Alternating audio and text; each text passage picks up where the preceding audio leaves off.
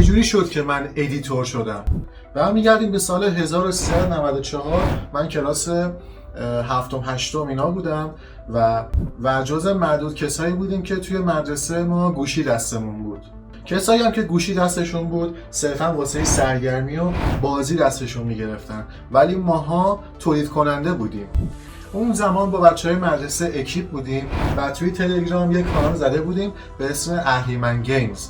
حالا محتواش چی بود؟ معمولا می اومدیم محتوای مثلا بازی و تریلرها و کلا گیم پلی هاشون رو نقد میکردیم و ازشون کلیپ میساختیم و من معمولا زیرنویس و اینجور چیزاشو انجام میدادم و داخل کاناله میذاشتم.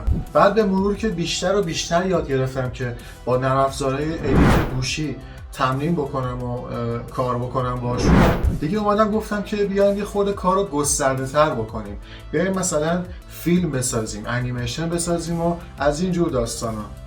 بعد به مرور که خب با بچهای اکیپ مدرسه کلیپ می ساختیم، دیگه از اونجا به بعد اهریمن گیمز نبود، صرفا اسم کانالمون شده بود اهریمن فیلم. اسمش خیلی بچگونه است، ولی از اونجا به بعد انقدر که ادامه دادیم دیگه اسم اهریمن فیلم و اینا خب سنمون هم رفت بالاتر و متوجه شدیم که این اسم خیلی بچگونه است و اسمش رو به استودیو نامیرا تغییر دادم. من خودم یه تنه کارگردانی، نویسندگی و مدیریت بازیگرا و تدوین و فیلمبرداری کار رو انجام میدادم و بقیه اکیپمون بیشتر صرفاً بازیگر بودن. به مرور که هی پیشرفت کردیم اون اوایل من با یه گوشی سامسونگ گرند پرایم شروع کردم کارو.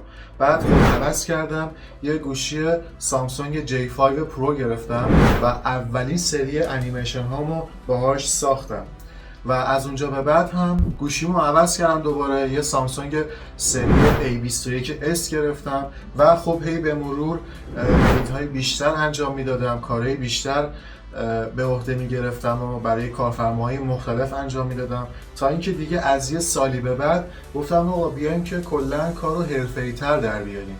دیگه با خودم گفتم خب من که هنرشو دارم، استعدادشو که دارم، بلدم که چطوری ادیت ویدیو اینا رو انجام بدم، حداقل چرا ازش پول در نیارم. اینطوری شد که دیگه کارو حرفه‌ای‌تر گفتم انجام بدم و رفتم دنبال دوره‌های ادیت و تدوین و لپتاپ بهتر خریدم و خب به مرور دیگه فقط ادیتور توی گوشی نبود، من مثلا ادیتور توی نرم افزارهای کامپیوتر هم یاد گرفتم و اینطوری شد که سال 1401 به بعد دیگه سال شروع حرفه‌ای من بود به عنوان تدوینگر.